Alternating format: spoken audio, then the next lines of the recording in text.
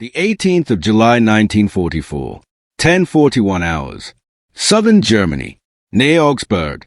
The sound arrived before the fear. Not the steady rumble bomber crews are trained to ignore, but something sharper, faster.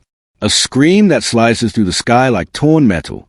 Inside a B-17 flying fortress, a navigator looks up from his chart table. Too late. A gray blur flashes past the nose of the aircraft. Then the cannons fire. The bomber shudders violently as another fortress to the left explodes mid-air, its wing folding inward before the fuselage disintegrates. Fire, debris, men, gone in seconds. No warning. No dogfight. Just impact and absence. The gray blur is already gone. A Messerschmitt Me 262. The future. The American co-pilot grips the controls, eyes scanning empty sky. What was that? He asks. No one answers. Because no one has an answer yet. The Me 262 pilot exhales hard as the jet surges forward, engines howling with a sound no piston aircraft can match. The aircraft responds instantly, obedient, smooth, terrifyingly fast. This is what genius feels like. This is what being ahead looks like. But the pilot's eyes drop to the instrument panel. Fuel. The needle is already sinking faster than it should. He checks again. Then again. 30 minutes. That's all. 30 minutes of flight time for the most advanced aircraft ever built. 30 minutes to Matter, Lechfeld Air Base. Earlier that morning, floodlights snap on through mist and engine smoke.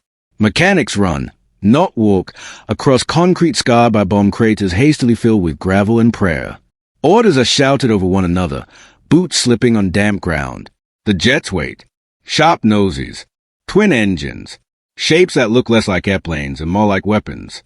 Messerschmitt Me 262 Schwab. Years, decades, ahead of anything the Allies can field. Pilots climb into cockpits with stiff movements. These are not veteran aces with hundreds of hours. Some have fewer than 10 flights in the jet. Training manuals are incomplete.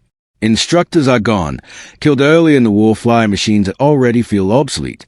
Fuel trucks arrive half full. Again. A mechanic shakes his head as he checks the tank. Low grade. He mutters. Careful on throttle. The pilot nods. He's heard it before. He's seen what happens when engines don't forgive. Engines ignite. Not a roar. A scream. The air itself seems to tear apart behind the exhausts. Heat ripples across the runway. Ground crews flinch, covering their ears instinctively. This sound does not belong to the war they've been fighting since 1939. This is Germany's genius made metal. Its final argument. Back in the sky, the Me 262 banks hard, slipping effortlessly above the bomber stream. Below him, Allied formations struggle to react. Their escorts are slower. Their tactics outdated in an instant. For a moment, just one, it works. He lines up another pass. Cannons fire again.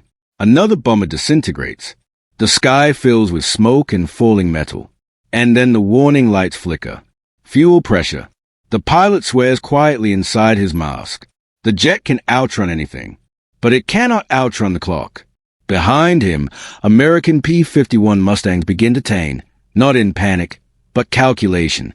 They are slower, yes, but they are many, and they understand something the jet cannot change. Everything fast must eventually slow down. Everything airborne must land. Berlin. Same day. Deep underground.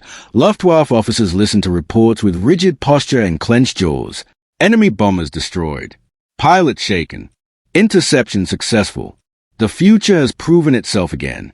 But the numbers don't change. Fuel stockpiles are collapsing. Synthetic plants at Luna and Politz burn nightly. Rail lines are severed faster than they can be repaired. Replacement pilots arrive with barely enough hours to land safely. A general taps a pencil against a wall map crowded with pins. This aircraft could change the war, he says. No one argues, but no one smiles. Because everyone in the room understands what isn't being said. A weapon cannot fight without time. And time is running out. Lechfeld Air Base. Afternoon. The Me 262 lands hard, tires screeching as the pilot fights to keep the aircraft straight on a damaged runway. Ground crews rush forward, guiding him in, hands raised. The engines shut down. Silence crashes down like a physical blow. The pilot removes his helmet. His hands are shaking, not from fear, but from proximity to the edge. How long? A mechanic asks. The pilot looks at the fuel gauge one last time. 2 minutes, he says. 2 minutes from falling out of the sky. 2 minutes from death. The aircraft stands there, pristine, untouched, deadly, and completely dependent on something Germany no longer controls. Time. Across Germany, more jets wait, hidden beneath trees, parked in forests, stored in underground tunnels carved deep into mountains. Dozens, hundreds, on paper. But paper does not fly. Fuel does. Pilots do. Runways do. And the clock does not slow down for genius. Back over southern Germany, Allied bombers continue toward their targets. Some are missing now. Some crews are dead. But the formation holds. Factories burn. Railways shatter. Fuel never arrives. And somewhere above it all, brilliance flashes past, too far to catch, too fragile to sustain. Germany did not lack genius. But genius needs time. And time is already slipping away. Late summer 1944. Western Germany. Forward airfields. The future keeps landing in the wrong places. Runways look like shattered bone, bomb craters stitched together with rubble, tar, and exhaustion. Engineers work through the night under blackout conditions, knowing Allied reconnaissance aircraft will find them again by morning. They always do. At the forest edge, Me-262 sit beneath sagging camouflage nets. Rain darkens the fabric. Dust cakes the wings. From a distance, the jets look protected. Up close, they look stranded. A Staffel captain walks the flight line with a clipboard pressed tight against his chest. He counts slowly. 12 aircraft assigned. 6 operational. 2 fueled. 1 pilot available. He stops writing, because the math has stopped mattering. Fuel trucks arrive late. Half empty. Again. Synthetic fuel plants, Luna, Politz, Blechema, burn night after night under Allied bombing. Coal shipments are interrupted. Rail lines are severed faster than repair crews can reach them. What fuel does arrive is inconsistent, contaminated, rationed like medicine. Jet engines do not forgive impurities. A mechanic drains fuel from a Me-262 into a container, watching sediment swell at the bottom. He shakes his head. Too dirty, he mutters. You'll flame out before the runway ends. The pilot watches silently. He doesn't argue. He's seen the wreckage. Inside the cockpit, the Me-262 is unforgiving. Throttle response lags just long enough to betray instinct. Advance it too fast and the engines surge, then die. Training manuals warn repeatedly, no sudden movements. Training manuals most pilots have barely read, because there was no time. Young Luftwaffe pilots, barely 20, are pulled from Bf-109s and Fw-190s and placed into jet fighters that behave like nothing they've flown before. Instructors are scarce. Veterans are dead. Lessons are learned in the air, or not at all. One pilot remembers his briefing. Treat the throttle like glass. He remembers thinking. Glass breaks. Augsburg. Morning. And Me-262 roars down the runway. Too fast. Too eager. The pilot advances the throttle instinctively, just a fraction too quickly. The engine coughs. Flames lick backward. The jet swirls violently. By the time the pilot reacts, it's already over. The aircraft skids into the grass and explodes in a violent white flash, debris scattering across the airfield. Fire crews run forward, already knowing there will be nothing to save. One more aircraft gone. One more pilot. Not shot down. Wasted. Berlin. Luftwaffe High Command. Reports pile up faster than they can be absorbed. Enemy bombers destroyed. Engines failing. Pilots lost on takeoff. Aircraft grounded for lack of fuel.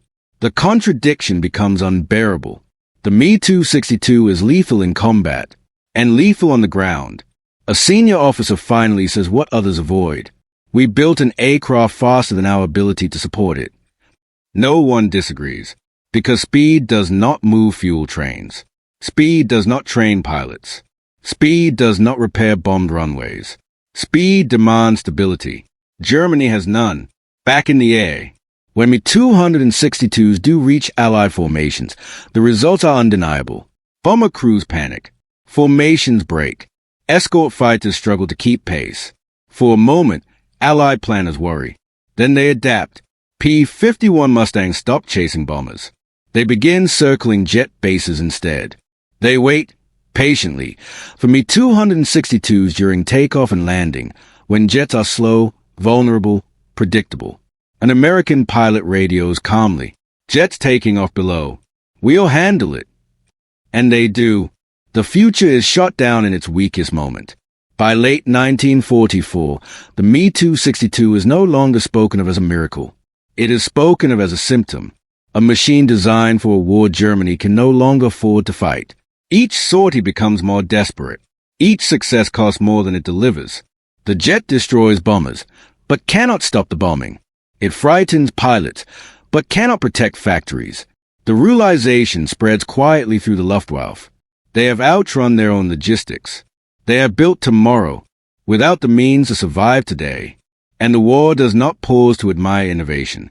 It keeps grinding forward. Early 1945. Germany's shrinking airspace. The sky no longer belongs to Germany.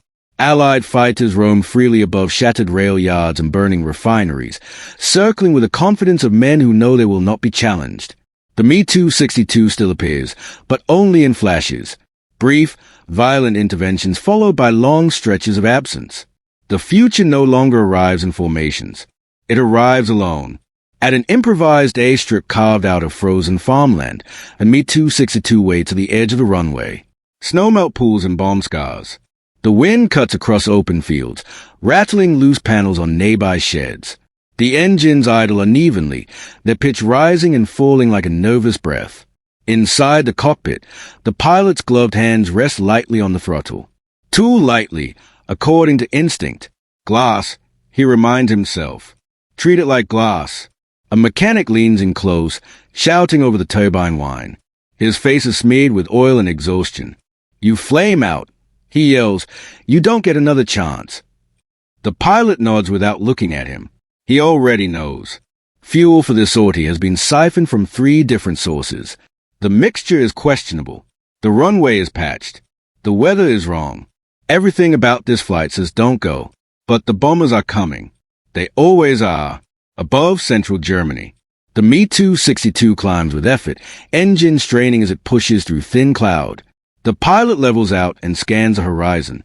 There, a bomber stream. Silver shapes stretch across the sky, formation tight, escorts weaving patiently. The pilot advances the throttle with care. The jet surges forward, speed building so fast the distance collapses before his eyes can adjust. For a few seconds, the advantage is absolute. He fires. Cannons tear through aluminum and flesh. A bomber disintegrates. Another falls out of formation, trailing smoke. The jet screams through the gap and is already past. Too fast to stay. There is no dogfight. No turning battle. Only velocity. The pilot pulls away, heart racing, not with triumph, but calculation. Fuel again. Always fuel. Behind him, P-51 Mustangs peel away from the bomber stream. They do not chase in desperation. They wait. They know where he has to go. On the ground. At the A-field, ground crews scan the sky anxiously. One man shades his eyes, tracking the familiar silhouette as it approaches. Relief flickers when they hear the high-pitched scream of turbines on approach. Then fear. American fighters appear first, low, fast, lethal. Machine gun fire rakes the runway, tearing through fuel trucks and scattering men in all directions. Explosions kick dirt and smoke into the air. The Me-262 comes in hot, engine spooling down dangerously slowly. The pilot fights the controls, bullets snapping past the canopy, runway rushing up too fast. He touches down. Too fast. The jet bounces once, twice. Then the runway disappears in smoke and fire. The aircraft slews sideways, slamming into the grass. The pilot barely has time to unbuckle before flames engulf the fuselage. Another jet lost. Another pilot gone. Not to enemy superiority. To timing. Berlin. Luftwaffe headquarters. Maps are replaced faster than they can be updated. Reports blur together, victories and losses indistinguishable in their consequences. The Me-262 has destroyed hundreds of Allied aircraft. It has changed nothing. Factories continue to burn. Fuel production collapses further. Replacement pilots arrive with barely enough hours to land safely, let alone fight. Units are reassigned, then reassigned again, until nothing resembles a plan. A senior officer finally voices what has been circling the room for months. We are winning battles we can't afford. No one contradicts him, because everyone knows what follows. Innovation has a price. Germany paid it too early. Spring 1945. Jets sit under trees now. Hidden. Idle. Perfect machines waiting for fuel that will never come. Leaves collect on wings. Panels are removed. Engines are stripped for parts. Some pilots are reassigned to piston aircraft they flew years ago. Others are handed rifles and sent to defend cities against advancing armor. The future is dismantled piece by piece. Not out of secrecy. Out of irrelevance. Allied intelligence intercepts the pattern quickly. They stop fearing the Me-262. They start managing it. Bomb airfields. Crater runways. Destroy fuel plants. Force the jet to fight on the ground, where speed means nothing. The strategy works. The future is neutralized without ever being matched. A Luftwaffe pilot writes in his journal, "We were too fast for the war we were in. We needed a different one." He never flies the jet again. Few do. By April, the Me-262 is no longer spoken of as a weapon. It is spoken of as a warning. Speed without supply is a gamble. Innovation without infrastructure is a liability. Being first means nothing if you arrive alone.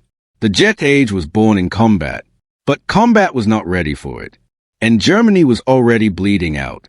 The realization settles in quietly. The future did not fail Germany. Germany failed to survive long enough to use it. The 8th of May 1945, 23:01 hours, Central Europe. The guns fall silent, not with cheers, not with celebration, with exhaustion. Men remain crouched in trenches long after the last orders come through, unsure whether silence itself can be trusted. Smoke drifts where artillery once spoke. Fires still burn in cities that no longer matter strategically, but no one feeds them now. Germany has surrendered, and across the country, genius stands quietly, unused. Forests and airfields across Bavaria. Messerschmitt Me 262s rest beneath camouflage nets, their fuselages smooth, unscarred, engines cold. Aircraft that could outrun anything ever built sit untouched, because speed no longer matters. Fuel is gone. Pilots are gone. Runways are gone. The jet age exists. Without a war. Captured airfields. Days later, Allied soldiers walk carefully around unfamiliar machines, rifles slung low. They circle the Me-262 slowly, cautiously, like men approaching something that should not exist yet. One American officer runs his hand along the intake. "Hell of a machine," he mutters. Engineers photograph everything. Measurements are taken. Engines are removed piece by piece. The war is over. The examination begins. Allied intelligence facilities. Weeks later, tables are covered in blueprints. Jet engines lie stripped bare. Guidance systems, metallurgy samples, turbine blades, studied in silence. They understand immediately. Germany was right. The concept works. The speed is real. The future is undeniable. But the context was wrong. Jet aircraft demand stable fuel supplies. Precision manufacturing. Time for pilots to adapt. Germany had none of these by 1944. History accelerates. Within years, jet fighters dominate the skies, not because they are faster, but because the systems behind them finally exist. Training pipelines are built. Fuel flows uninterrupted. Airfields are protected. The jet age reshapes warfare. Just not for the nation that birthed it. Back in Germany, former Me-262 pilots return home on foot by overcrowded trains, or not at all. Their aircraft are scrapped, shipped overseas, or left to rust. Their brief moment at the edge of history fades quietly. No victory parades. No recognition. Only the knowledge that they flew the future. Too soon. And that is the final truth. Germany did not lose the war because it lacked genius. It lost because genius arrived without time. Innovation demands stability. Brilliance demands supply. The future demands patience. Germany built tomorrow first, and could not hold the present long enough to use it. The clock did not stop. It simply ran out.